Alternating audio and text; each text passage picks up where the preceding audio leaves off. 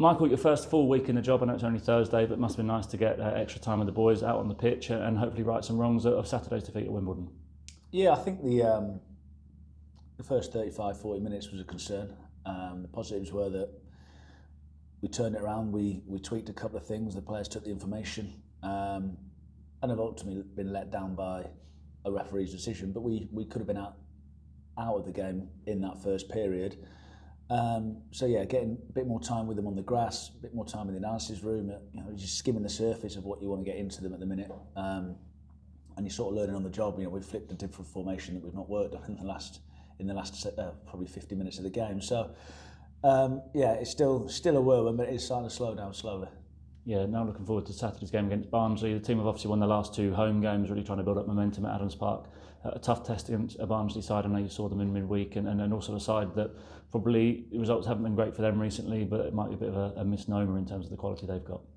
Yeah, well, two of them are cup games. One's against a Premier League team, and the other one's in a cup that they've changed pretty much the whole 11. So the two league games, obviously I've watched the last two games.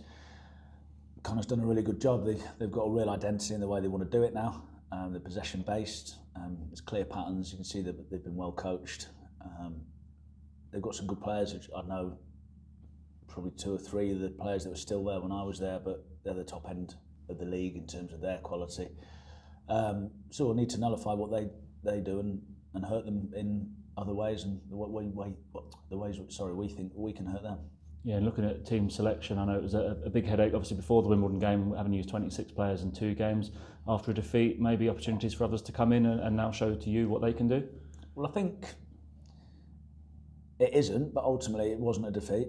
Like I said, we've had an apology from the referee. They made not only the wrong decision, but the protocols that they followed were wrong, which we've had confirmed on Sunday and Monday.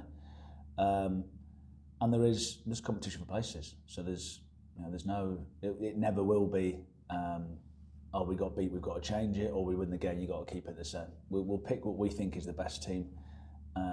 There's a couple that we need to have a look at in terms of there's a bit of illness in the camp and a couple of knocks. So we don't, on Thursday, we're not 100% sure who the actual pool to select from is, which we'll sit down in the morning and go through that. Yeah, as I touched on our home form, obviously it was lovely scenes at the end of the last game. Making Adams Park a fortress is really key, isn't it, I guess, for bringing fans on the journey and giving them something to cheer about, and hopefully we can get continue the run going on Saturday. Yeah, well, you say it's a run. It's 2 games. We need to put more back-to-back games, more back-to-back performances. The more we do that, the more supporters will buy in and join in. They were fantastic in the last game, but we were good. So hopefully, it takes time to build that trust between the supporters and the players. And we've had a difficult start. No matter how you try and dress it up, we're 1 point off bottom of the league. So the supporters know that, the players know that, and we need to address it. And hopefully, when they see that they're having a go and they're running around, they'll forgive mistakes, and I think that's what they have done in the 3 games since I've been in. There's definitely been an uplift in sort of energy, which often happens, but now it's sustaining that and not just it's all shiny and new and drop back into old bad habits. Because as we've said right from the get-go, there's been some good work done here before. There's some good players here, but just assuming that we're okay and things like that. If you think you're okay in football, you're done ultimately. So we need to make sure that we keep pushing. And finally, you're no longer the newbie in the building. Alex Morris has joined us as first team coach, first day with the team today. Great to bring him on board. Yeah, Alex is someone that I've known a long time. I think he perfectly complements what we want because he's 20 years coaching at Crewe. He came through the Crewe Academy. He's been in a first team environment for 10 years.